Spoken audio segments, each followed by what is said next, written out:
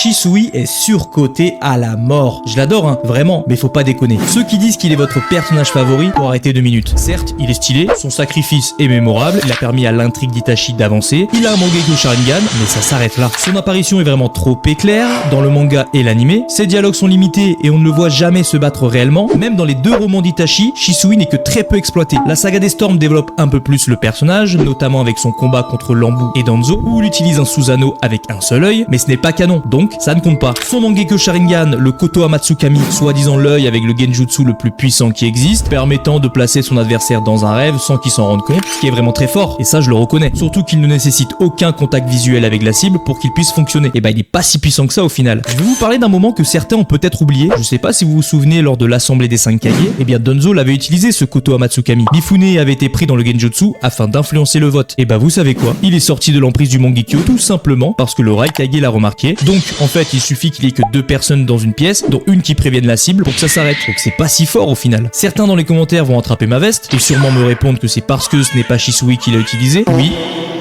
En vrai, je rigole, j'aime bien Shisui et le mystère qui tourne autour de lui, mais on ne peut pas donner une estimation de sa force seulement parce que c'est un Uchiwa.